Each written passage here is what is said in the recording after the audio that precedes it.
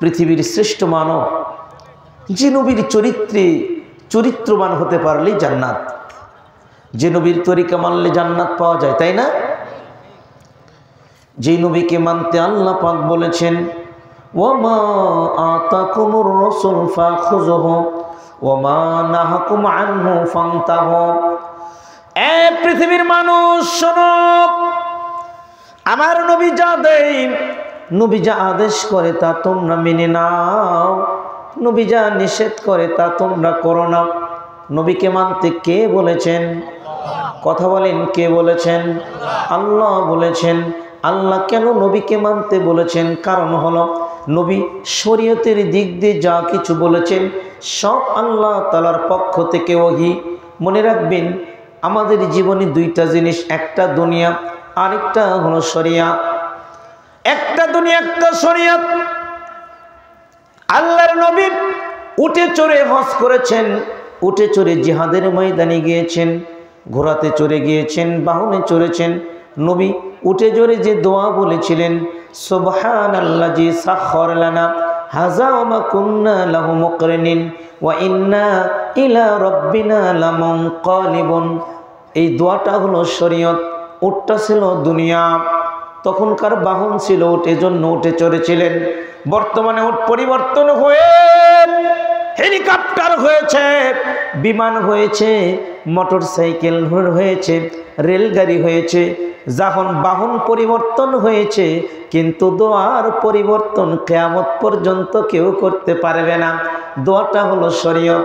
আমার কথা কি বুঝতে পারছেন? দোয়ার পরিবর্তন কেউ করতে পারবে না। দোয়াটা হলো শরীয়ত।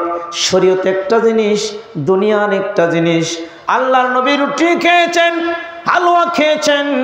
রুটি খাওয়ার শুরুতে বিসমিল্লাহ বলেছেন, খাবার শেষে আলহামদুলিল্লাহ বলেছেন। এটা হলো শরীয়ত। এই খাবার পরিবর্তন হয়ে এখন পোলাও, কোরমা, বিরিয়ানি হয়ে গেছে। এই যে খাবার শুরুতে দুনিয়াটা হলো খাবার পরিবর্তন হয়েছে, কিন্তু খাবার পূর্বের দোয়া পরিবর্তন হয় নাই। কেউ যদি বলে বিসমিল্লাহির রহমানির রহিম বলে খাবো, তাহলে দোয়ার পরিবর্তন হয়ে যাবে। কিয়ামত পর্যন্ত নবীর দোয়া পরিবর্তন করতে পারবে না। দোয়াটা হলো শরীয়ত আর খাবারটা হলো দুনিয়া। নবী দুইটা রুটি খেয়েছেন অথবা তিনটা খেয়েছেন। কেউ যদি মনে করে নবী তিনটা রুটি খেয়েছে, আমাকেও তিনটা খেতে হবে, যেই লোক একটা বেশি রুটি খেতে পারে না তার জন্য কষ্টকর হয়ে যাবে। যেই ব্যক্তির 15টা রুটি দিয়েও পেট ভরে না, ওর জন্য আরো কষ্ট হবে। আমার কথা কি বুঝতে পারছেন? আমি কি বুঝাতে পারছি আপনাকে? নবীর রুটিটা হলো দুনিয়া। নবী যে পরিমাণ পেটের জায়গা ছিল সে পরিমাণ খেয়েছে। আমাদের সমাজে কিছু মানুষ আছে অনেকগুলো রুটি খায়। কথা বলেন ঠিক কিনা? 15টা কেন, 50টা রুটি তুমি খাবে, কোনো সমস্যা নেই, কিন্তু খাওয়ার শুরুতে বিসমিল্লাহ বলতে হবে। নবীর শরীয়ত শিক্ষা দিয়ে গেছে বিসমিল্লাহ বলো, বিসমিল্লাহ বলে খেতে হয়। কেন? নবী কোথায় পেলেন শরীয়ত?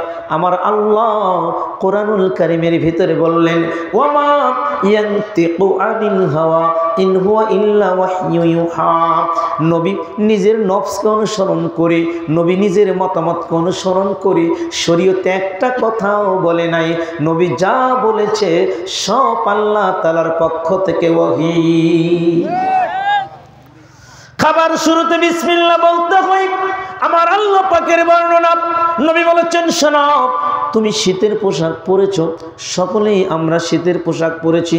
কেউ জ্যাকেট পরেছি, কেউ দামি দামি কাপড় পরেছি, জুতা পরে বাড়ি থেকে এই মাহফিল এসেছি।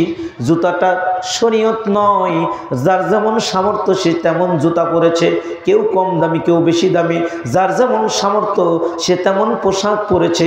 কিন্তু পোশাক পরিধানের সময় রবের বিধান হলো, আমার নবী রবের কাছ থেকে জানিয়ে দিল, পোশাক পরার সময় ডান হাতটা আগে ঢোকায়া দিবা, তোমার হাতের মধ্যে বাম হাত পরে ঢোকাবা, ডান পা আগে জুতার মধ্যে ঢোকাবা, বাম পা পরে ঢোকাবা, ডান পা আগে ঢোকাতে হবে, এটা হলো শরীয়ত।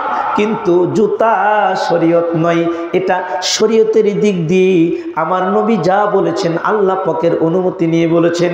আমার রব ডেকে ডেকে বলেন, এ পৃথিবীর মানুষ, এ পার্বতীপুর এলাকার দিনী ভাই, শুনে রেখো গো, নবী বলেছেন, আমার আল্লাহ বলেছেন।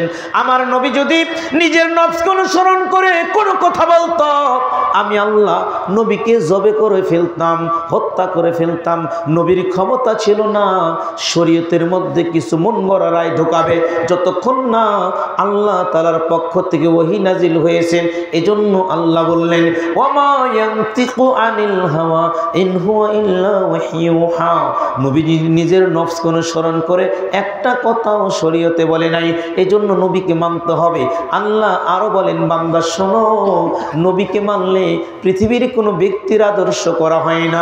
শরীয়তের ক্ষেত্রে আমার নবী যখন যা আদেশ দিয়ে গেছেন, এটা যে ব্যক্তি মানবে, আমার আল্লাহ সূরা নিসার ভিতরে জানিয়ে দিচ্ছেন, মাইয়ুতির রাসূলা ফাকাত আতাল্লাহ। যারা আমার নবীকে মানলো তারা যেন আমি আল্লাহকেই মানলো। নবীকে মানলে আল্লাহকে মানা হয়। কাকে মানা হয়? কথা কয় না কে রে? কাকে মানা হয়? মন খারাপ, ঘুম ধরেছে, চা খাবেন, বিড়ি খাবেন, হুজুর পাইলা খাবো, মন খারাপ কি? কথার জবাব দিতে হবে। রাজি আছেন? কথা কন না কে? রাজি আছেন তো? মুসলিম দিনী ভাই, বলতেছিলাম শরীয়তের ক্ষেত্রে নবীকে মানতে হবে।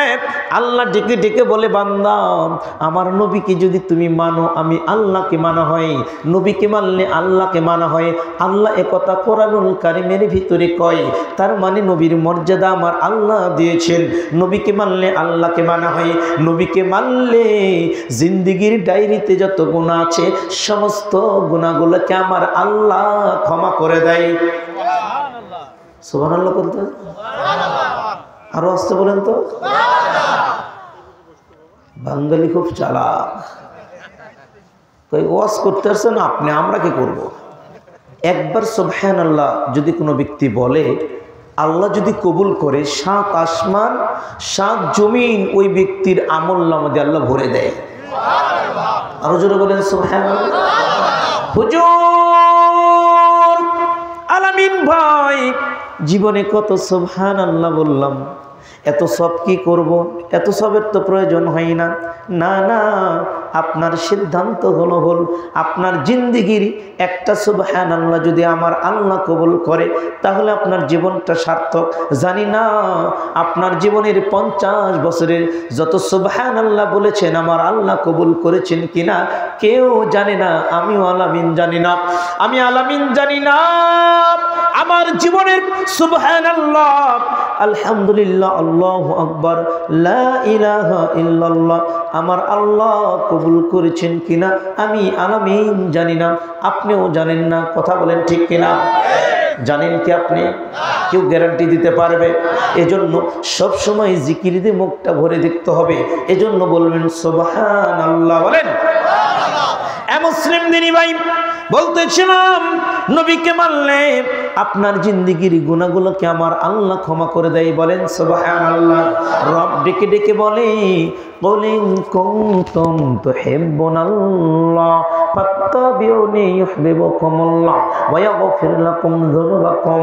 আল্লাহ ডেকে ডেকে কয়, বান্দা রে, এ আমার পার্বতীপুর এলাকার বান্দা, তোমরা যদি আমি আল্লাহর ভালোবাসা পেতে চাও, আমি আল্লাহর দয়া পেতে চাও, তাহলে আমার নবীকে ভালোবাসো। আমি আল্লাহর দয়া ছাড়া রে কেউ জান্নাতে যেতে পারবে না। আমি আল্লাহর দয়া ছাড়া কেউ জান্নাতে যেতে পারবে না। আমি আল্লাহর দয়া ছাড়া কেউ পৃথিবীতে বাঁচতে পারে না, কেউ টিকতে পারে না।